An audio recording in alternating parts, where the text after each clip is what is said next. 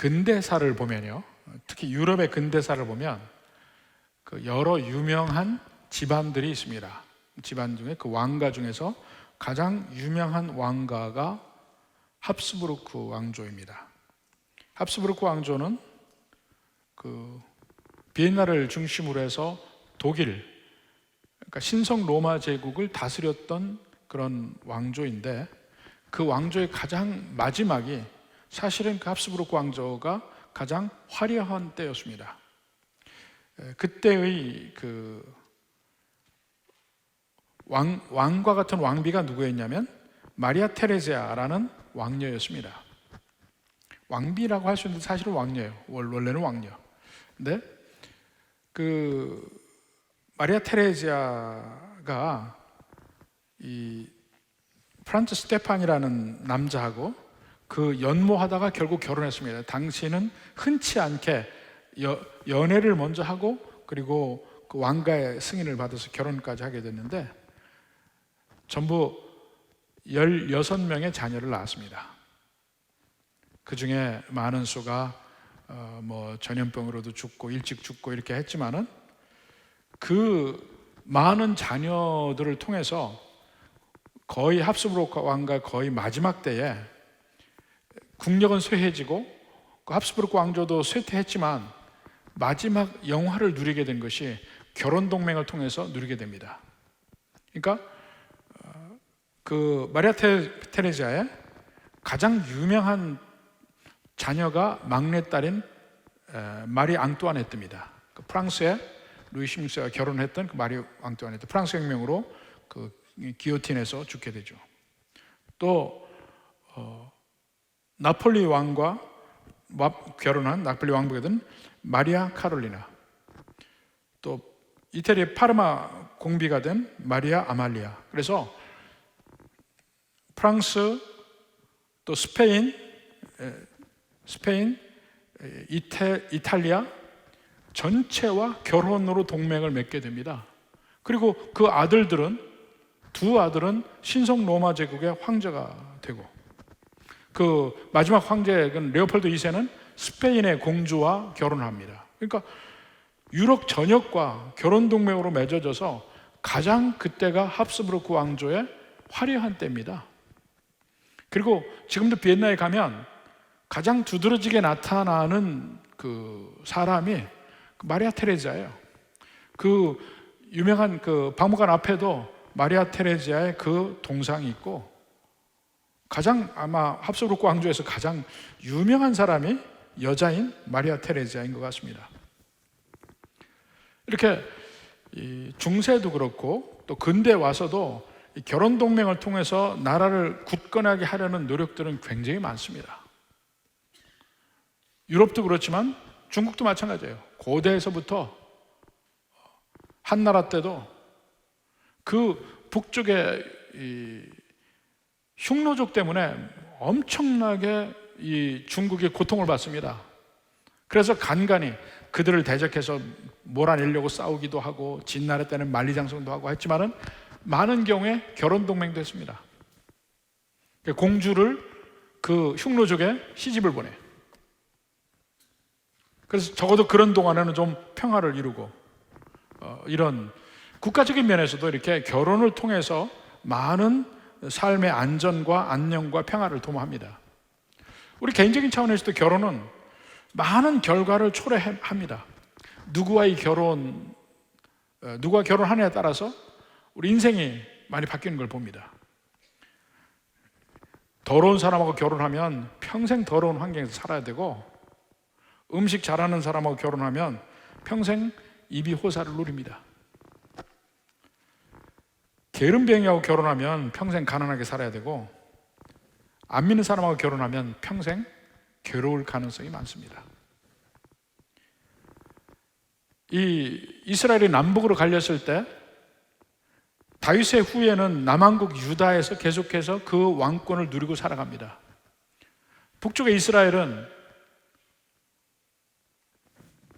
남왕국 유다에서 떨어져 나가서 10지파가 떨어져 나가서 이스라엘이라는 나라를 세워서 가는데, 거기는 이제까지 우리 본 대로 뭡니까? 이 북왕국 이스라엘에서 가장 유명한 왕이 가장 악한 왕이에요. 아합 왕이에요. 근데 아합 왕은 결국 페니키아와 결혼 동맹을 맺습니다. 그래서 거기에 제사장의 딸인 이세벨이 아합의 아내가 되죠. 그때부터 북왕국 이스라엘은 점차로 완전히 바알 숭배로 돌아서게 됩니다. 그래서 북왕국 이스라엘은 무수히 어려움을 겪게 됩니다. 근데 문제는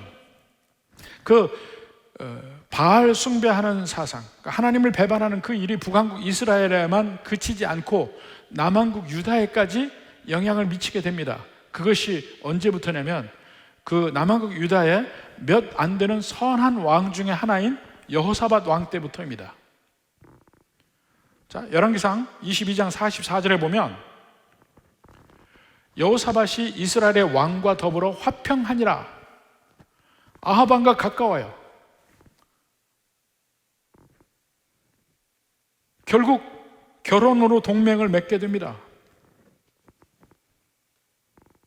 그래서 여호사밧의 아들 여호람이 그 아합 왕의 딸과 혼인을 하게 됩니다. 그리고 그 아달랴죠, 아달랴.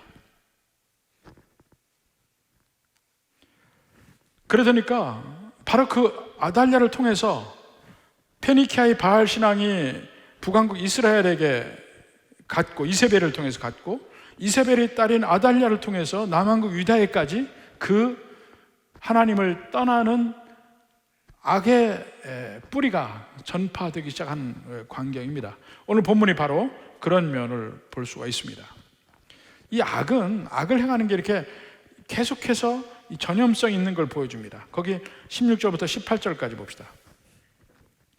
이스라엘 왕 아합의 아들 요람 제5년에, 여기 이 열왕기 하나 나중에 역대하를 읽을 때 여러분이 조심해야 될 것은 그 아합 왕의 아들이 요람 또는 여호람이라고 합니다.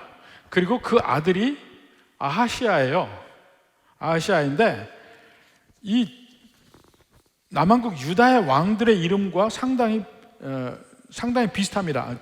아합의 아들 아하시아, 그 다음에 여호람 이렇게 되는데, 남왕국에도 여호사밧의 아들이 여호람, 그 다음에 또 아하시아예요. 그래서 비슷비슷한 이름들이, 똑같은 왕들이 나오니까 이 사람이 북왕국의 왕인지 이 사람이 남왕국 유다의 왕인지를 여러분이 구별을 해봐야 됩니다. 같은 이름들이 나와요. 그러니까 그건 조심하셔야 합니다. 여하튼 아합의 아들 요람이 유다의 왕 되었을 때 유다 왕 여호사밧의 아들 여호람이 또 왕이 됩니다. 그래서 여호람이 왕이 될 때 나이가 32세라. 예루살렘에서 8년 동안 통치하니라. 근데 그 뒤에 보면 그가 이스라엘 왕들의 길을 가서, 여기 이스라엘은 북왕국 이스라엘 얘기합니다. 아합의 집과 같이 하였으니 이는 아합의 딸이 그의 아내가 되었습니다. 그 아내를 통해서 바알 신앙이 들어옵니다. 그가 여호와 보시기에 악을 행하였다. 자, 그 다음에 25절부터 또 봅니다. 이스라엘의 왕 아합의 아들 요람 제12년에 유다 왕 여호람의 아들 아하시아가 왕이 되니, 그 여호람 바로 그 다음에 아하시아, 그 다음 때까지입니다. 아하시아가 왕이 될 때 나이가 22세라. 예루살렘에서 1년을 통치하니라. 1년 만에 그는 결국 죽게 됩니다. 그의 어머니 이름은 아달랴랴. 드디어 그 여호사밧의 며느리 이름이 나옵니다. 여호람 왕의 아내, 이 아하시아 왕의 어머니 아달랴가 나옵니다. 이스라엘 왕 오므리의 손녀더라. 오므리의 손녀 맞죠? 오므리의 아들이 아합, 아합의 딸이 아달랴이니까. 자, 27절 봅시다. 아하시아가 아합의 집 길로 행하여 아합의 집과 같이 여호와 보시기에 악을 행하였으니 그는 아합의 집의 사위가 되었습니다. 아합의 집이란 말이 몇 번 나옵니까? 한 절에 3번이나 나와요. 여호람은 아합과 이세벨의 딸 아달랴와 결혼했고, 그래서 이미 거기서부터 악에 물들고, 그 아들 아하시아도 역시 어머니의 영향권 속에서 악을 계속 행합니다. 북왕국 이스라엘은 아합의 집에 모든 악이 횡행했다는 것은 이미 우리가 봐서 알고 있고, 심지어는 남왕국까지 그 영향을 미치게 되네요. 사실 열왕기 상하는 엄밀하게 말하면 남왕국 유다에 대해서는 별 관심이 없습니다. 주로 북왕국 이스라엘에 그 관심의 초점이 있어서 거기만 조명을 하는데, 간간히 거기와 연결될 때 유다가 나옵니다. 거기에 비해서 역대하는 관심이 북왕국 이스라엘이 아니고 남왕국 유다의 모든 관심의 초점이 가 있습니다. 그래서 이 남왕국 유다에 관한 이야기는 역대하에 주로 더 많이 나옵니다. 근데 열왕기하는 주로 북왕국 이스라엘에 관한 이야기가 나오는데, 간간히 연결점에서 남왕국 유다가 나오는데, 오늘 본문이 그렇습니다. 자, 이제 아합의 집에 모든 악이 이미 우리 아는 바인데, 남왕국 유다와 혼인동맹을 통해서 여호사밧이 그 일을 주도한 겁니다. 아무리 선한 왕이 뭐해, 그 자녀들에게 악이 횡행하도록 내버려둔 그 출발점이 여호사밧 왕부터입니다. 이제는 아합의 집과 같이 되어버려요. 여호사밧의 집이, 다윗의 집이 아합의 집과 별반 다를 바가 없게 됩니다. 먼저 아내로 들여온 이세벨이 아합의 집을 완전히 뒤집어 놨고, 또 남왕국 유다는 그 이세벨의 딸인 아달랴가 완전히 바알 신앙으로 뒤집어 놓고, 북쪽에 영적 바이러스가 남쪽까지 퍼지게 된 장면을 보게 됩니다. 사실 그 당시 보면 여호사밧 왕이 그 아합 왕과 친했던 이유 중에 하나는 이 혼인 동맹을 통해서, 합스부르크처럼 혼인 동맹을 통해서 자기 나라를 보존하고 했던 것 같아요. 바로 그들에게 그 대적은 아람, 바로 지금의 시리아죠. 다마스커스를 중심으로 한 그 아람이 큰 나라였습니다. 끊임없이 아람의 침공을 받고, 이 나중에 그 8장 후반부에도 그 아람의 침공을 받는 장면이 나옵니다. 그 뒤로는 아수르, 이런 북쪽의 큰 나라들 때문에 계속 괴로움을 당하니까 우리가 연합해서 그들을 대적하자. 그리고 자기들보다 먼저 그 공격을 받는 북왕국 이스라엘이 든든히 서면, 그들과 친하면 좀 우리가 평안하고 안전할까 싶어서 결혼동맹을 맺은 겁니다. 근데 혼인동맹을 통해서 북왕국 이스라엘과는 평화로운 관계가 됐어요. 전쟁하지 않아요. 근데 그 평화로운 관계 속에 문제가 뭐냐면 영적인 바이러스가 들어오기 시작한 겁니다. 그들은 정치적으로는 평안을 찾았을지 모르지만 영적으로, 도덕적으로는 완전히 엄청난 침입을 받게 되는 그 문을 열어놓게 되었습니다. 그래서 그 손실이 엄청나게 된 겁니다. 어느 정도 엄청나면 봅시다. 이제 그 일들이 드디어 이제 하나님의 심판으로 오게 됩니다. 20절부터 봅시다. 여호람 때 에돔이 유다의 손에서 배반하여 자기 위에 왕을 세운 고로. 에돔, 끊임없이 에돔이 배반하는 장면이 나오죠. 자, 21절에 여호람이 모든 병거를 거느리고 사일로 갔더니 밤에 일어나 자기를 에워싼 에돔 사람과 그 병거의 장관들을 치니 이에 백성이 도망하여 각각 그들의 장막들로 돌아갔더라. 이 내용이 좀 애매합니다. 생략들이 많아서 애매한데, 내용이 뭐냐면 에돔이 배반해서 반란을 했습니다. 여호람이 병거를 이끌고 가서 밤에 자고 보니까 포위를 당한 거예요. 포위를 당해서 자기 병거들을 이끌고 그 포위망을 뚫기 위해서 노력해서 드디어 포위망을 뚫고 나갔습니다. 그렇지만 전쟁에는 져요. 그래서 그 백성들이 각기 집으로 돌아갔다. 그러니까 에돔이 승리해서 드디어 독립을 쟁취한 장면입니다. 말이 좀 중간에 생략이 되고 어설프게 되어 있습니다. 이와 같이 22절에 에돔이 유다의 수하에서 배반하였더니 오늘까지 그러하였으며, 그러니까 독립하려고 하는 그 노력이 성공을 거둔 거예요. 배반했어요. 그때 림나도 배반하였더라. 이 에돔의 배반, 림나의 배반, 이것은 여호와께서 남한국 유다에 대한 하나님의 심판이 이미 1차적으로 있었던 겁니다. 이것은 여호사밧, 그 다음에 여호람이 북왕국 이스라엘과 계속해서 혼인동맹을 통해서 하나님을 떠났던 그 결과, 영적으로 타락한 결과죠. 북쪽의 아람 사람들이 무서워서 했는데 정작 반란은 남쪽에서 일어났어요. 유다 남쪽 에돔이거든. 남쪽에서 일어났어요. 그 남쪽에서 자기의 속국이 다 배신하고 배반하고 독립하게 되고 약해지기 시작한 겁니다. 그 손실이 엄청나죠. 그러면서 이제 바로 그 전에 엘리사를 통해서 그 아합의 집의 멸망, 엘리야와 엘리사를 통해서 아합의 집이 멸망할 걸 얘기했죠. 예후가 왕이 이 아합 왕조를 물리치고 왕이 될 걸 이미 예견하고 있고, 아람도 왕이 바뀌어서 하사엘이 왕이 되어서 이스라엘을 괴롭힐 것을 이미 예견하고 있고, 이제 아합 왕의 집안이 멸망하는 겁니다. 그러면 똑같은 죄를 지은 다윗의 집은 어떻게 되냐고요? 한번 봅시다. 28절 29절 봅시다. 그가 아합의 아들 요람과 함께 길르앗 라못으로 가서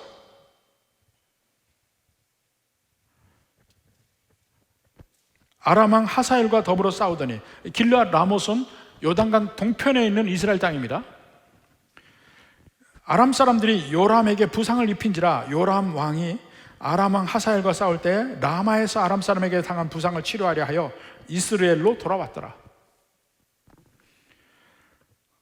지금 북왕국 이스라엘이 아람과 싸웁니다. 나가서 길르앗 라못에서 싸우다가 이제 패퇴하고 부상당하고 이스라엘로 돌아왔어요. 이스라엘 평지 아시죠? 북쪽 북왕국 이스라엘에 있는데, 유다의 왕 여호람의 아들 아하시야가 아합의 아들 요람을 보기 위하여 내려갔으니 이는 그에게 병이 생겼음이더라. 아니, 지금 북왕국 이스라엘이 아람하고 싸우는데 왜 남왕국 유다의 왕이 올라가냐고요. 결혼 동맹으로 맺어진 사이이기도 하지만 이 아람과 싸울 때 아마도 남왕국 유다에서도 병력을 파견해서 함께 싸우지 않았나 하는 생각도 합니다. 여하튼 북왕국 이스라엘의 요람 왕과 남왕국 유다의 아하시야가 함께 이스라엘 만났어요. 서로 격려하고 서로 위로하고 함께 힘을 합해서 아람을 물리치기 위해서 뭉쳤죠. 근데 나중에 이제 성경을 읽어보면 알지만 바로 그들이 같이 죽는 데가 거기 이스라엘이에요. 왜 모였는가? 나름대로 그들은 계획이 있어서 이스라엘에 모였지만 하나님의 관점에서 보면 그들은 심판당할 장소에 모인 겁니다. 둘이 같이 죽어요. 결국 아합 왕조는 이것을 통해서 멸망하고 남왕국 유다도 거의 멸망하기 직전까지 갑니다. 근데 한 가지 다른 면이 있습니다. 다른 면. 열왕기하 11장 1절 봅시다. 그 이스라엘에서 북왕국 이스라엘의 왕인 요람과 남왕국 유다의 왕인 아하시야가 함께 죽습니다. 죽는데 죽은 뒤에 얘기해요. 11장 1절. 아하시야의 어머니 아달랴가 그의 아들이 죽은 것을 보고, 아하시야가 죽은 걸 보고 일어나 왕의 자손을 모두 멸절하였으나, 완전히 남왕국 유다를 다 망하게 하려고 작심을 했습니다. 아달랴가. 왜 그럴까요? 자기네 친정 오므리 왕조에게 남왕국 유다를 통째로 갖다 바치려고 하는 거예요. 그런데 그때 2절에 봅시다. 요람 왕의 딸 아하시야의 누이 여호세바가, 그러니까 일종의 나중에 나오는 요아스의 그 고모죠, 고모. 아하시야 아들 요아스를, 누이 여호세바가 아하시야의 아들 요아스를 왕자들이 죽임을 당하는 중에서 빼내요. 그와 그의 유모를 침실에 숨겨 아달랴를 피하여 죽임을 당하지 아니하게 한지라. 예. 엄마가 아니에요. 엄마가 아니야. 지금 이 여호세바는 아달랴의 딸이잖아요.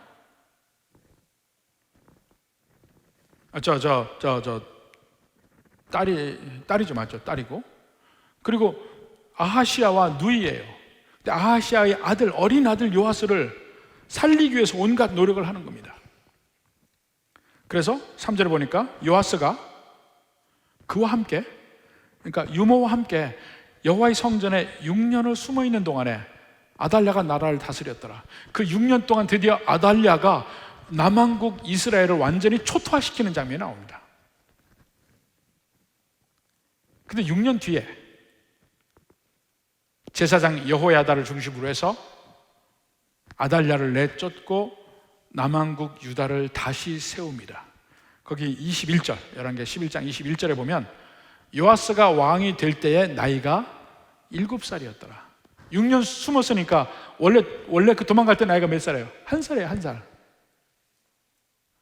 핏땅이 갓난아기를 그 고모가 왕조가 무너지지 않기 위해서 살린 겁니다. 북왕국 아합의 집은 완전히 멸망합니다. 그리고 오므리 왕조가 끝나고 그 뒤에 예후 왕조가 생깁니다. 왕조가 바뀌어요. 남쪽에 다윗의 집에는 아합의 집과 다윗의 집 다를 게 하나도 없어요. 아합의 집은 들어온 며느리 이세벨이 완전히 아합의 집을 쑥대밭 만들어 놓고 멸망하게 만들고, 그의 딸인 아달랴는 남왕국 유다로 시집와서 온 나라를 쑥대밭 만들어 놓고 멸망에 이르게 합니다. 똑같아요. 근데 한 가지, 한 명만 살아요. 아하시아의 1살짜리 아들 요아스만 살아서 왕이 됩니다. 7살이 되어서. 왕이 될 때도 7살밖에 안 됐어요. 여기서 느낄 수 있는 게 뭐냐면, 여기서 이제 중심 구절에 갑니다. 그 중심 구절이 뭐냐면 바로 19절이에요. 19절.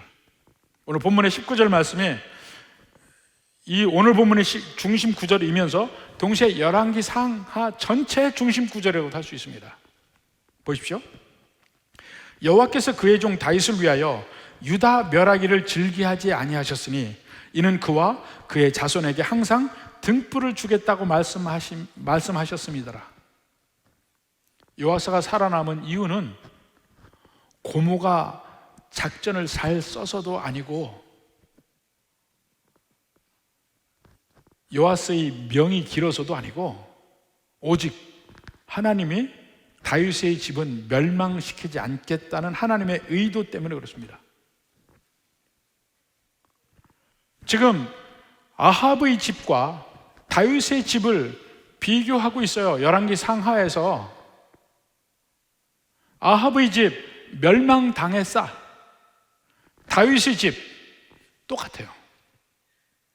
근데 왜 아합의 집은 멸절당하고 다윗의 집은 멸절당하지 않고 한 명이 살아서 그 왕위가 이어지냐면, 바로 하나님이 다윗에게 한 약속 때문에 그렇습니다.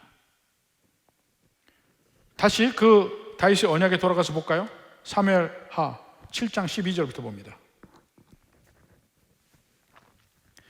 내 수완이 차서, 다윗과 하나님이 언약을 맺는 장면입니다. 하나님이 다윗에게 하는 말입니다. 내 수완이 차서 내 조선들과 함께 누울 때 내가 내 몸에서 날 내 씨를 내 뒤에 세워 그의 나라를 견고하게 하리라. 그는 내 이름을 위하여 집을 건축할 것이요 나는 그의 나라 왕위를 영원히 견고하게 하리라. 나는 그에게 아버지가 되고 그는 내게 아들이 되리니 그가 만일 죄를 범하면 내가 사람의 매와 인생의 채찍으로 징계하려니와 내가 내 앞에서 문란하게 한 사울에게서 내 은총을 빼앗은 것처럼 그에게서 빼앗지는 아니하리라. 매는 되겠다는 거야. 근데 죽이진 않겠다는 거야.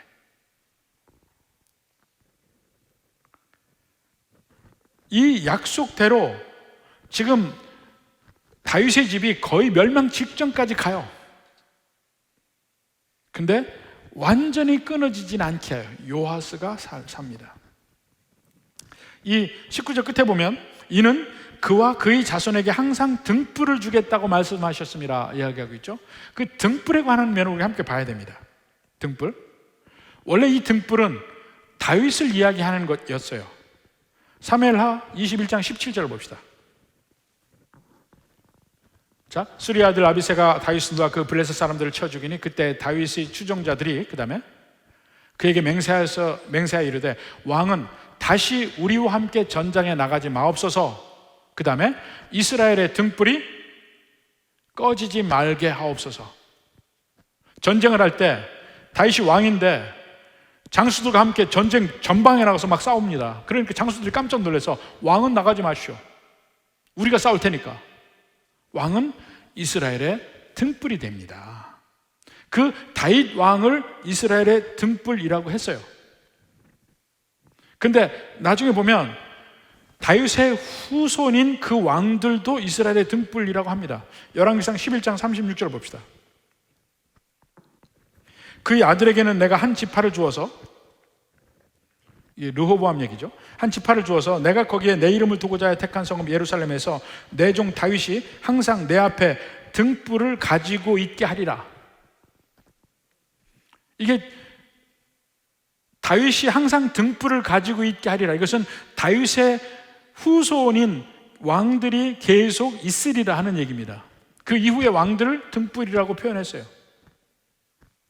또 열왕기상 15장 4절에도 보면 그의 하나님 여호와께서 다윗을 위하여 예루살렘에서 그에게 등불을 주시되, 왕들 얘기하는 겁니다. 그의 아들을 세워 뒤를 잇게 하사 예루살렘을 견고하게 하셨으니 그 왕들이 다 등불, 이스라엘의 등불들이에요. 이 등불을 꺼지지 않게 하겠다는 하나님의 약속입니다.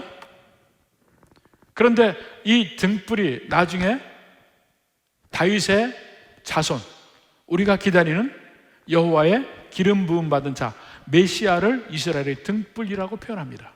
나중에 시편 132편 17절 봅시다. 내가 거기서 다윗에게 뿔이 나게 할 것이라. 내가 내 기름 부음 받은 자를 위하여 등을 준비하였도다. 내 기름 부음 받은 자, 기름 부음 받은 자가 히브리어로 뭐라고 해요? 메시아. 내 메시아를 위하여 등을 준비하였도다. 메시아의 등이에요. 곧 메시아가 신약의 헬라어로 이야기하면 그리스도를 위하여 등을 준비했다는 것입니다. 제일 처음에 다윗이 이스라엘의 등불이에요. 다윗의 자손이 이스라엘의 등불이에요. 근데 다윗의 자손 중에 진짜 다윗의 자손은 메시아예요. 그가 이스라엘의 등불이에요. 근데 바로 그런 약속을 지금 19절에 다시 상기시켜 주는 겁니다. 19절 후반부에 이는 그와 그의 자손에게 항상 등불을 주겠다고 말씀하셨습니다. 이 약속에 따라서 등불을 꺼뜨리지 아니하는 여호와 하나님.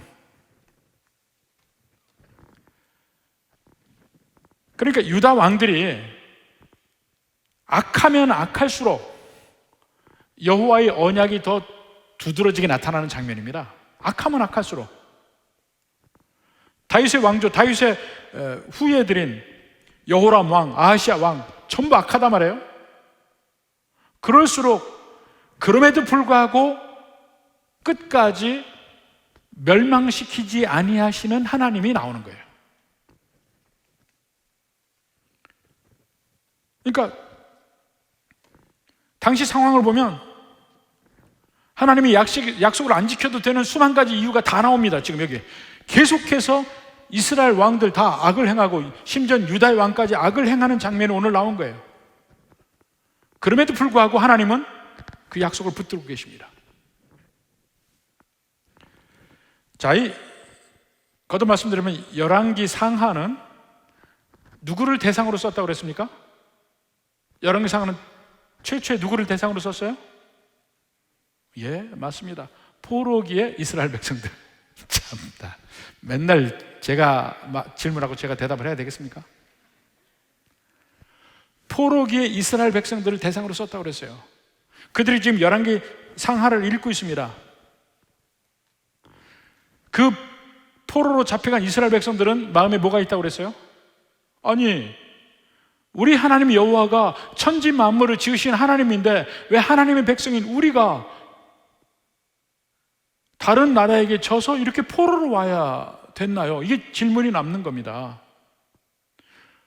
하나님이 가짜입니까? 아니면 우리가 왜, 하나님의 백성인 우리가 왜 여기 포로로 잡혀왔습니까? 그게 질문된 답을 하고 있습니다. 하나님은 천지 만물의 하나님이신데 너희들이 포로로 잡혀간 건 이미 내가 너희에게 언약으로 말했지 않느냐? 신명기 28장 보라. 그 신명기 28장 말씀이 어떻게 이루어지는지 한번 역사를 다시 한번 얘기해 줄게. 솔로몬 왕 때부터 쭉 얘기한 게 11개의 상하예요. 이렇게 끊임없이 이스라엘이 악을 행하고 봐라. 북왕국 이스라엘은 결국 르호보암 왕 때 갈라져 나갔는데 북왕국 이스라엘은 계속해서 여로보암의 길로 악을 행하다가 특히 아합 왕조는 하나님을 떠나고 바알신을 섬기고 이래서 멸망당하지 않았느냐? 근데 그와 똑같은 죄를 남쪽 유다도 짓고 있는 거야. 그럼 당연히 멸망당해야 되지 않느냐? 근데 내가 그렇지 않게 해줬지 않냐? 약속을 지키려고, 언약을 지키려고. 그러면 포로기의 백성이 하는 얘기입니다. 그러면 앞으로 우리는 어떻게 됩니까? 이미 끝났습니까? 아니. 다윗과 한 약속이 앞으로 계속될 거야. 결국 너희는 나라를 회복할 것이고, 결국 너희에게 다시 다윗의 후손이 와서 왕이 될 것이고, 다시 그 나라를 회복할 거야. 그것이 전적으로 내가 하는 일이다. 나는 너희 하나님 여호와라. 다윗의 하나님 여호와라. 아브라함의 하나님 여호와라. 그 이야기를 하고 있는 겁니다. 지금 남왕국 유다의 왕 여호람의 이야기가 나왔잖아요. 오늘 본문에서 여호람이 나오고 그 다음에 이제 아하시아 왕은 이제 앞으로 아하시아 왕이 죽게 되는 금연에 이제 전초전이 나온 겁니다. 25절부터 29절까지는. 여호람 왕을 보면 북왕국 아합 왕조, 그 멸망하는 왕조의 딸을 아내로 맞아서, 그리고 계속해서 북왕국 이스라엘을 의지합니다. 악을 행합니다. 바알을 숭배합니다. 그리고는 자기가 왕이 되면서 자기의 모든 형제들 왕자를 다 죽입니다. 역대하 21장 4절 보세요. 역대하 21장 4절. 여호람이 그의 아버지의 왕국을 다스리게 되어 세력을 얻은 후에 그의 모든 아우들과 이스라엘 방백들 중 몇 사람을 칼로 죽였더라. 다 죽인 겁니다. 자기만 남아요. 이게 얼마나 위험한 행동인지 아셔야 됩니다. 몇 년 전에 2002년에 네팔에서 엄청난 일이 벌어졌습니다. 네팔이 원래 왕국이에요. 왕국. 네팔을 다스린 왕국이 거의 한 240년을 다스렸습니다. 1768년부터 샤 왕조가 계속해서 네팔을 다스렸어요. 왕국이었어요. 그러니까 여러분들이 젊을 때, 어릴 때 네팔은 왕국이었습니다. 근데 2002년도에 이 자기 결혼 문제 불만을 품고 온 가족들이 모인 곳에서 아들이 모든 자기 가족들을 다 죽입니다. 그리고 결국 자기도 부상을 입고 결국 죽어요. 유일하게 살아남은 사람, 왕가에서 살아남은 사람이 마침 해외에 가 있던 왕의 동생만 살아남았습니다. 근데 왕의 동생은 전혀 네팔 왕국을 다스릴 인물도 그릇도 도덕성도 안 되는 사람이었어요. 그가 급히 돌아와서 왕이 되고 나서 워낙 폭정을 하고 악정을 해가지고 결국은 2008년도에 네팔 의회가 왕정을 폐지합니다. 그래서 지금은 네팔이 공화국이 됐어요. 왕가의 사람들이 많아야 어디 옆에 부서지고 없어지고 해도 다른 사람이 왕이 돼서 그 왕조가 계속되는데, 자기 하나의 욕심 때문에 다 죽인 거예요, 형제 자매를. 그러면 그 왕가는 무너질 가능성이 굉장히 많습니다. 그러니까 남한국 유다도 이 여호람이 자기가 왕이 되면서 모든 형제들 다 죽인 거예요. 자기밖에 살아남지 않았어. 이제 이 여호람만 죽으면 남한국 유다는 끝이 나는 겁니다.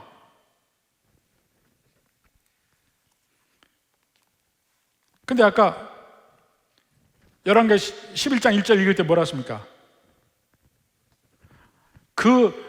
결국 그에게 있는 유일한 아들 아하시야도 결국은 죽게 되고, 이제 그 다음에 죽게 되고, 그 아달랴가 죽은 그 아들이 죽은 걸 보고 그 어머니 아달랴가 또 그 나머지 왕족을 다 죽여요.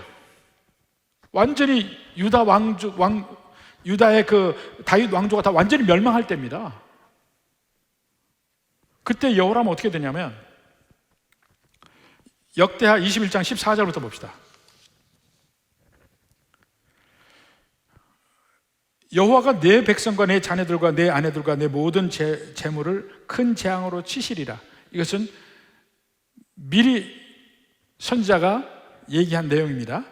또 너는 창자의 중병이 들고 그 병이 날로 중하여 창자가 빠져나오리라 하셨다 하였더라. 이미 하나님의 말씀을 전해준 겁니다.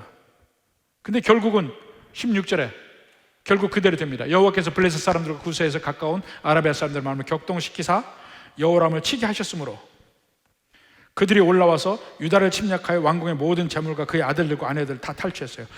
다 죽어요. 블레셋에게 다 죽고, 여호람 자신은 배에서 창자가 빠져나와 죽으리라는 그 예언대로 됩니다.